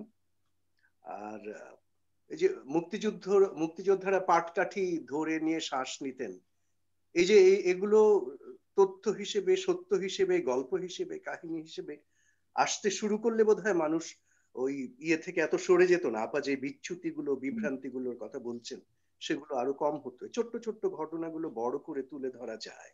আমার কিছু সাংঘাতিক আশাবাদী লাগছে আপাকে দেখে। নিশ্চয়ই আপার কোনো সুখবর আছে, নইলে এত ঝলমল করছেন কেন উনি, সেটা একটা ভালো। আর আমার আপাকে মনে পড়ে, আমি শেষ কথাটা বলি, আমি বিচিত্রায় নীলুফার হাসনাত আর আমি, নীলুফার হাসনাত এখন নীলু হাসনাত, সরি, ও লন্ডনে থাকে, ও আর আমি মাঝে মাঝে যেতাম এবং আপনার সঙ্গে বোধহয় 2-1 কাপ চাও খাওয়ার সুযোগ হয়েছিল। সে বহু বছর, বহু দশক আগের কথা, কিন্তু ভালো লাগছে আজকে আপনাকে দেখে, খুব মনে পড়ছে, আমার কাছে কৃতজ্ঞ লাগছে আপা। আপনার হাসি তো ওরকমই আছে, মানুষকে দুটো জিনিসে চেনা যায়। শুনেন, মানুষকে বৃদ্ধ হয়ে গেলে দুটো জিনিসে চেনা যায়, এক হলো হাসি আর একটা হলো চোখ, আর সবই অন্যরকম হয়ে যায়। চশমাও আড়াল করতে পারে না সেটা। আমার খুব ভালো লাগছে। আমি এখন ধন্যবাদটা কাকে দেব ভাবছি, মানে খোরশেদকে দেব না আপনাকে দেব, না ভাগাভাগি করে নেব। চমৎকার একটা ইয়ে হচ্ছে, এই যে স্মৃতি জাগিয়ে দিচ্ছেন, দায়িত্ববোধ গুলো সম্বন্ধে খোঁচা দিচ্ছেন, যে কোথায় কোথায় কাকে কাকে সচেতন হতে হবে, এগুলো অনেক বেশি হওয়া দরকার আপা। আমি আসলে এলোমেলো করে বলছি, আমি সত্যি সত্যি to prove it that I am overwhelmed. জি, থ্যাংক ইউ ভেরি মাচ আপা। I am really humbled and নমিত হয়ে বলি, এত সুন্দর করে সালাউদ্দিন যে কটা জিনিস বললেন, যুদ্ধ আমাকে কবি করেছে, কবি হয়েছি যুদ্ধের প্রয়োজনে, কারণ তখন ছোট করে লিখে দিতে হতো প্রচারপত্রে, এবং সেই প্রচারপত্র গিয়ে আমাদের ওপারে গিয়ে তাদেরকে, মুক্তিযোদ্ধাদেরকে আশা জাগা নিয়ে করতো। আমরা যে অধিকৃত জায়গাতে আছি তাদের বাণীটা ওখানে পৌঁছাতো। কবিতার চাইতে, কবিতা বলে না একটা ইলাস্টিসিটি আছে, একটা ইলাস্টিকের মতো, এরকম করে টানলে বড় করা যায়, আবার দিলে ছোট হয়ে যায়। এত অল্প কথায় এত বেশি কথা বোধহয় সাহিত্যের আর কোনো শাখায় বলা যায় না। সেই জন্যই আমি কবি হয়েছিলাম। কিন্তু সত্যিকার অর্থে রে ভাই সালাউদ্দিন, আমি আসলে 80তেই আমার মানে সেভাবে পড়াশোনা বুঝে শুনে কবিতা ছাপা হওয়া শুরু 80তে। অনেকের বয়স দিয়ে তো তারা মাপেন, বয়সের দশক ধরা যায় না কে কখনকার কবি। আমি সেই অর্থে 80র কবি। ওই সময়টাই আমার কিন্তু বলে না বৃহস্পতি আমার তুঙ্গে, বিচিত্রাতে কাজ করছি, আমাদের জীবনের লাইফস্টাইল নিয়ে লিখছি। আমি যে লাইফস্টাইল নিয়ে লিখতাম, বাংলাদেশের পোশাক নিয়ে লিখতাম, আমার গুরুত্ব শাহাদত চৌধুরী। কেন আমার লেখা মানুষের মনে গেল? আমি মনে করি ওই কবিতায়। ওই যে রফিক আজাদ বলেছিলেন, শামীম তোমার গদ্য লিরিক্যাল। কারণ আমরা তো আদা পেঁয়াজ মরিচেরও বাজারের ফর্দ দেখি।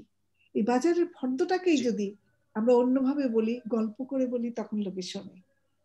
2 নাম্বার কথা, poet in education and story teller in education.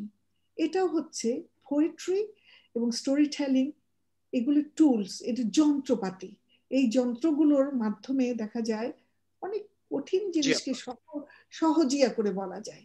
এবং এখানে ধরুন আমাকে কর্মসূত্রে ক্লাসে নিয়ে যাওয়া হয়, শিক্ষক আমার সঙ্গে পাশাপাশি কাজ করেন, তারা তখন দেখেন কি সেই ব্যাপার আমরা করি, কেন ছেলে মেয়েরা আরো মন দিয়ে শোনে, কেন ছেলের মেয়েরা আনন্দের মাধ্যমে।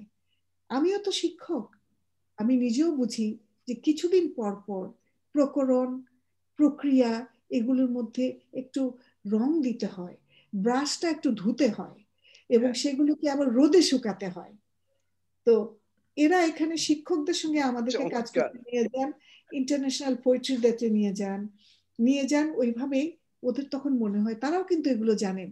আচ্ছা, শামীম তো এরকম করে গেল, বাচ্চারা দেখা গেল সঙ্গে সঙ্গে বুঝে গেল কি করে মৌমাছি কেন সব ফুলের মধু নেয় না, কেন নির্বাচিত ফুলের মধু নেয়। মানে কি অদ্ভুত ব্যাপার না? সেই জন্য ওই দুটো মানে কি বলবো, মাধ্যম অনেক বেশি গুরুত্বপূর্ণ শিক্ষার জন্য।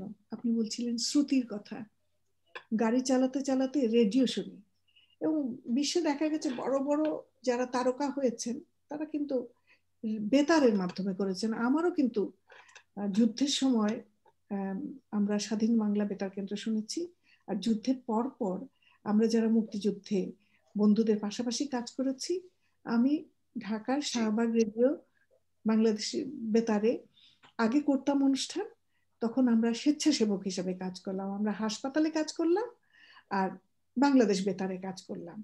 তো রেডিওর কি সুবিধাটা, রেডিও হয় দেখা তো যায় না, এই যে আপনাদের সামনে একটু সেজে গুজে বসেছি, মনে হচ্ছে চুলটা সরে গেল কিনা, তারপরে আমার টিপটা ঠিক আছে কিনা, রেডিওতে তো মানুষ দেখা যায় না।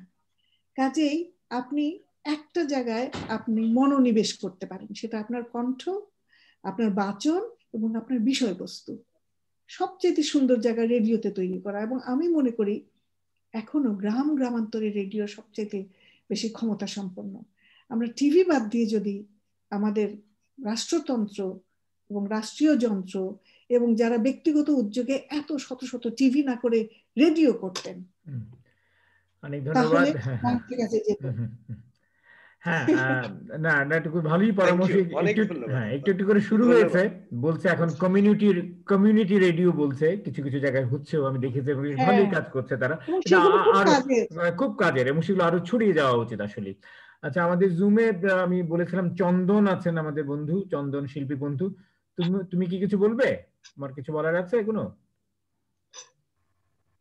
হ্যাঁ, চন্দন তার মাইক্রোফোন অন করেছে। আপনার সহনাগরিক যেহেতু, আমি জানি না আপনাদের পরিচয় আছে কিনা, না থাকলে এখন একটু পরিচয় হয়ে যেতে পারে, ইন্ট্রোডাকশন হয়ে যেতে পারে। হ্যাঁ বলো চন্দন। দেখতে পাচ্ছি কি চন্দনকে? ও দেখা দিতে চায় না পারতপক্ষে, কিন্তু চন্দন আজকে একটু দেখা দাও, আপা দেখতে চাইছে তোমাকে। আমি আমি আমি আপনাদের দুজনের, শামীম আপা এবং আলম ভাই দুজনের মধ্যে আমি একদমই কোনো সুদর্শন মানুষ নই, সেই কারণে নিজেকে একটু বাইরে রাখি। আর শামীম আপা তো বলছিলেন যে বেতারে নাকি নিজেকে অনেক বেশি সুবিধাজনক অবস্থানে রেখে বিষয়বস্তুর প্রতি মনোযোগ দেওয়া যায়, তো আমি এটা পালন করছি এখন আর কি। না উনি যদি লন্ডনের পথে যদি তোমাকে দেখলে হঠাৎ করে যদি চিনতে পারে, সেই জন্য অন্তত একবার দেখা দেওয়া উচিত। মজার ব্যাপার হলো সেই দায়িত্বটা আমার থাকুক, কারণ আমি চিনবো। আচ্ছা ঠিক আছে, আমার দায়িত্বটা আমি নিয়ে নিলাম, আমি চিনবো এবং আমি খাবলে গিয়ে ধরে বলবো শামীম আপা আমি কিন্তু সেই চন্দন, বাস তাইলে হয়ে গেল। আচ্ছা চন্দন, এই ব্যাপারে একটু আমাকে আসলে আলম সুযোগ করে দিয়েছেন। আমি কি কাণ্ড করেছি জানেন? একদিন আমরা জানি যে বিভিন্ন রকমের পোশাক এসে গেছে আমাদের বাঙালি পরিবারগুলোতে, তো দেখা যাচ্ছে বিশেষভাবে নারীদের সবকিছু ঢেকে শুধু দুটো চোখ থাকে এবং অন্যদেরকে দেখেন। আমি একদিন রাস্তার মধ্যে একজনকে ধরে বললাম, আপনি আমাদের সবাইকে দেখে ফেলছেন, এটা তো ঠিক না। আমরা তো দেখার সুযোগ পাচ্ছি না কিছুই আর কি। হ্যাঁ চন্দন এমনি একটু মজা করলাম। হ্যাঁ বলো চন্দন, বলো তোমার মন্তব্য। মজার ব্যাপার হলো আমার মুখটা কিন্তু আছে আমার প্রোফাইলে, আমি সেখানে কিন্তু নিজেকে আড়াল করি। প্রোফাইলে আছে, মজার আলোচনা হচ্ছে। চন্দন বলেন। খুব সুপুরুষ একটি ছবি দেখতে পাচ্ছি আমরা সেখানে প্রোফাইল চিত্রে। যদি সেটা তোমারই যদি হয়ে থাকে তাহলে বলতেই হয় মানুষ অত্যন্ত সুপুরুষ। হ্যাঁ বলো চন্দন। ছবিটা সূত্রধর মানে সে কাঠের সূত্রধর নয়, সুতার সূত্র। হ্যাঁ সুতা ধরে আছেন যিনি আর কি। হ্যাঁ আপনি তো আঁশ নিয়ে কাজ করেন, আঁশ ফেব্রিক। জি আমি বিভিন্ন তন্তু নিয়ে কাজ করি মূলত। হ্যাঁ তন্তু, আঁশ, এবং আপনি বুঝা গেল আপনার মনের আঁশগুলো বেশ সমৃদ্ধ হয়েছে সে কারণে। আমি গ্রামের ছেলে, আমি একদম সেই পাট শুকনো দেওয়া পাট পাকাতে জানা ছেলে, সো সেটা শক্ত হতেই হবে, পাটের রশি তো। যাই হোক, আমি যেই কথাটা বলছিলাম, আপনি তুমি বলতে পারেন, কারণ চিন্ময়দা আমাকে তুমি বলতেন। আমি বন্ধু এবং সহকর্মী। হ্যাঁ, আর আমি অনেক ছোট, আপনার বয়সও আমি অনেক ছোট। যাই হোক, বিলেতেও আমি অভিবাসী হিসাবে আমি নিতান্তই নবীন বলা যায়, মাত্র 6 বছর হলো আমি বিলেতে আছি। তার আগে কিন্তু আমার অভিবাসী হিসাবে আমার সময়টা একেবারে কম নয়, প্রায় 20 বছর, সেটা রোমান সাম্রাজ্যে। যাই হোক, এখনকার ইতালি।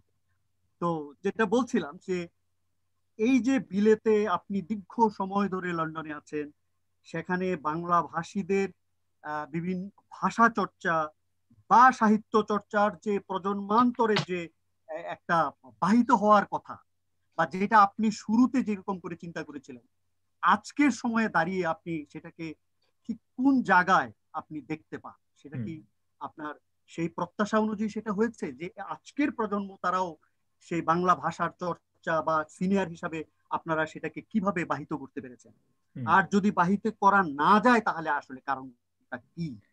কারণ আমার বাচ্চারা খুব ছোট, আমি এই বিষয়গুলো খুব কাছ থেকে আমি সেই বিষয়গুলো দেখছি এবং আমি সেগুলো মানে মোকাবেলা করছি বলা যায়। মানে খুবই অসম একটা কাজ, কিন্তু সেটা আমি একা তো পারছি না। হ্যাঁ, তো এখানকার যে নানান রকমের সংগঠন, নানান রকমের যে পূর্ব প্রজন্ম, তারা আসলে দায়িত্বটা পালন করতে পারছে কিনা।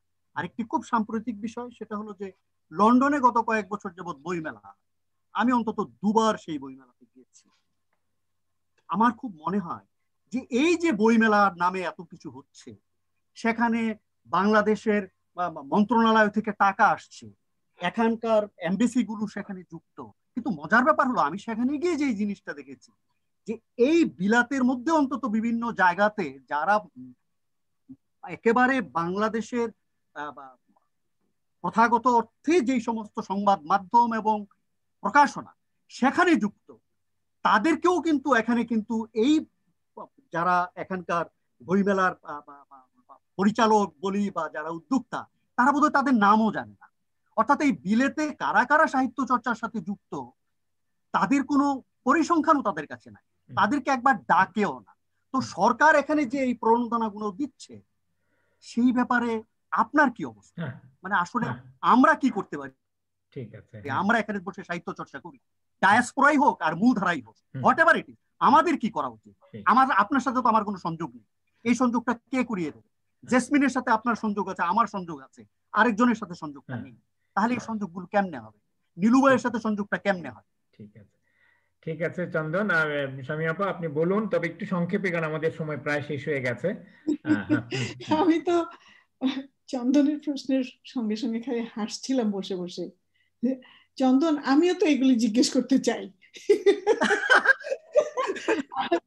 আমি এগুলি জিজ্ঞেস করতে চাই আমার ভাই বেরাদর যারা উচ্চ স্থানে আছেন তাদেরকে বলি, কিন্তু ব্যাপারটা ওই রাজনীতির মতোই, যে এখানে যখন আসেন তারা এখানে সেবা শুশ্রূষা নিয়ে যান, কিন্তু এই যে প্রথম থেকেই আলমের সঙ্গে যে কথাটা বলেছিলাম, এটাও যে বাংলাদেশের অনেক বড় একটা অর্জন হতে পারতো এবং ভবিষ্যতের জন্য এরাই যে বাংলাদেশের অনেক বড় সম্পত্তি হতে পারতেন, এই কথাটা দেশ থেকে অন্যভাবে দেখা হয় রে ভাই।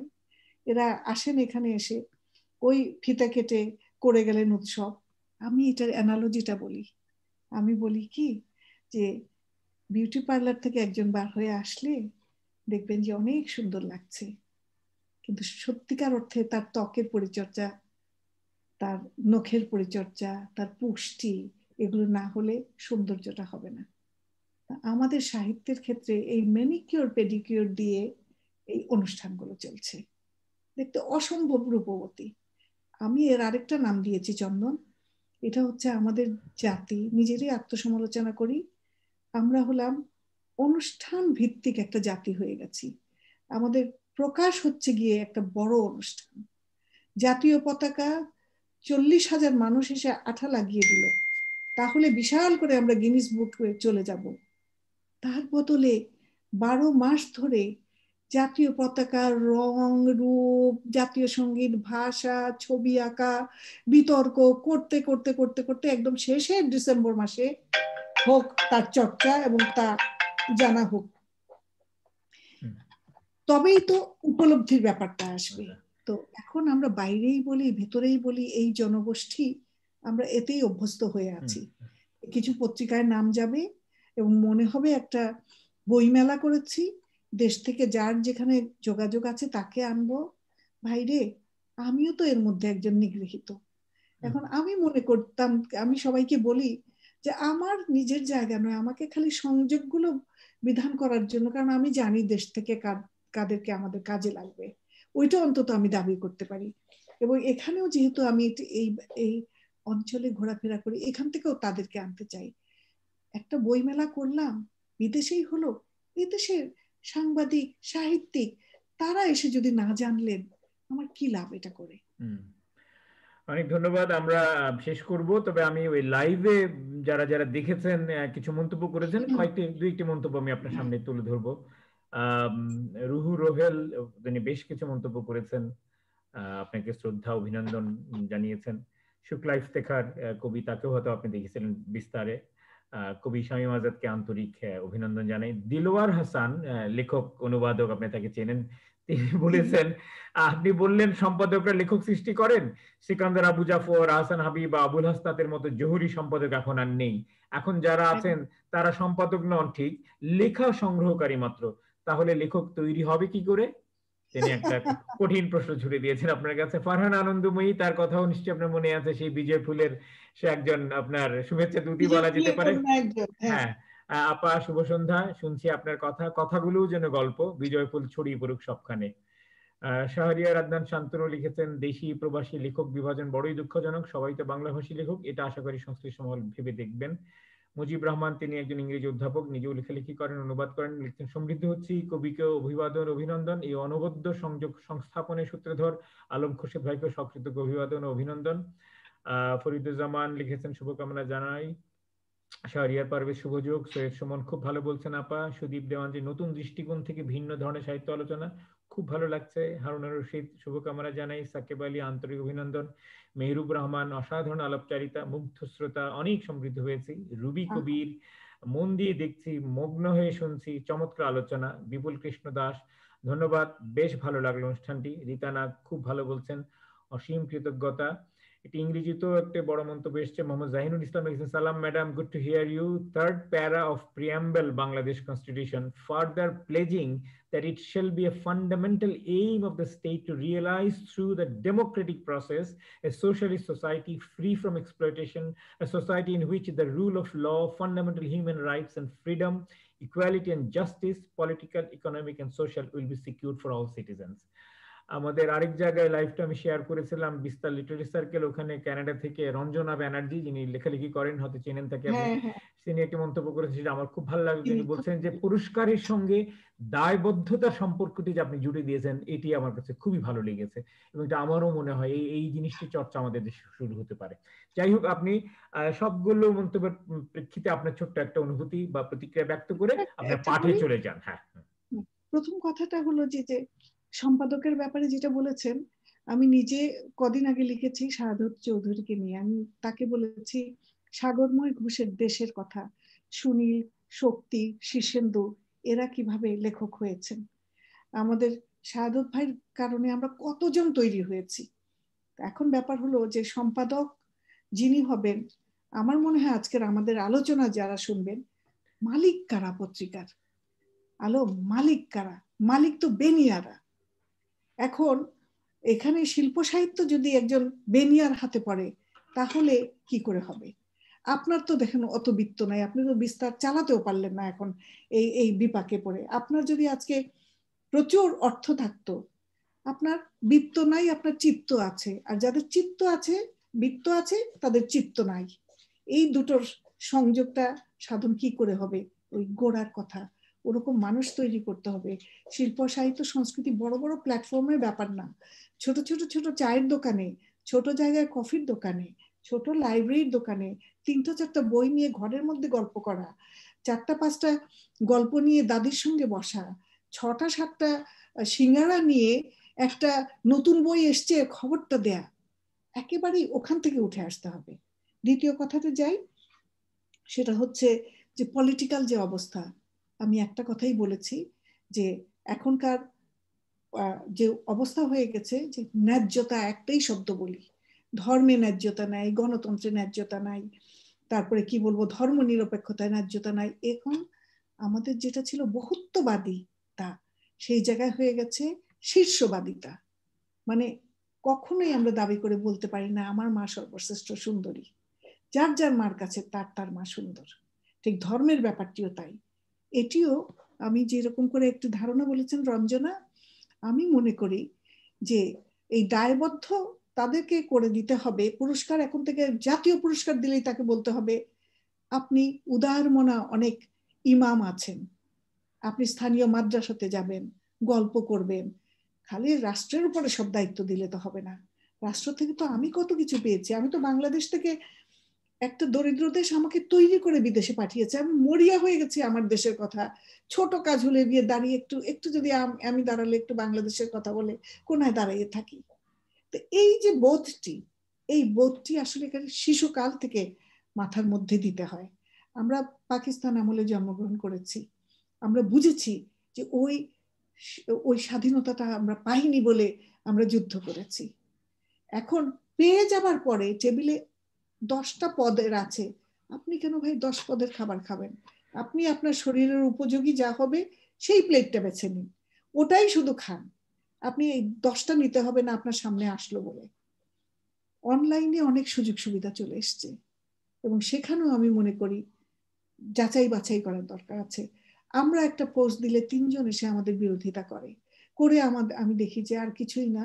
কদিন আগে শহীদ বুদ্ধিজীবীদের উপর সাক্ষাৎকার বিজয়ফুল থেকে হচ্ছিল, ডক্টর সালিম জাহান নিচ্ছিলেন, কতক্ষণ পর আমাদের ওটা সঙ্গে সঙ্গে আমাদের অ্যাডমিনিস্ট্রেটর বললো রিপোর্ট করে দিয়েছে, রিপোর্ট করে দিয়েছে। আমি বললাম এটা একটা স্মৃতি। এটা তো এখনকার ছেলে মেয়েদেরকে বলি আপনারা কেন সংঘবদ্ধ হতে পারবেন না? আপনারা দেখুন একটি নারী বিদ্বেষী একটি ওয়াজ হচ্ছে, সেটা ভাইরাল হচ্ছে, আপনারা 10 জন আপনারা দল বানান, আপনারা একজনকে টুই করে বলবেন এই ওইটাকে গিয়ে রিপোর্ট কর, 10 জন রিপোর্ট করেন ওইটাকে, কাজ তো করতে হবে। সেইটাই। হ্যাঁ, অনেক ধন্যবাদ। আমাদের সময় প্রায় শেষ, একেবারেই শেষ। তবে আজকে আমরা 10 মিনিট দেরিতে শুরু করেছিলাম, সেই সুযোগ নিয়ে আমরা আরো মিনিট 5 থাকতে পারবো। আপনার পাঠ, এখন সেই পাঠের ভিতর দিয়ে আমরা এই চমৎকার অনুষ্ঠানটির ইতি টানবো। আলম, ইদানিং আমার কবিতা খুব বেশি পছন্দ করছেন সবাই। তো কবিতার ওই বাক পরিবর্তন বাইরে এখানে দেখে শুনে, এখানের জন হেগলি, বেঞ্জামিন জাফানায়া, সৌভাগ্য, ওয়েন্ডি কোপ, এদের কাছে প্রশিক্ষণ, এদের সঙ্গে থেকে আমার বাংলার মতো যে ডায়াসপোরার থেকে যে জিনিস এসেছে আপনিও লক্ষ্য করুন।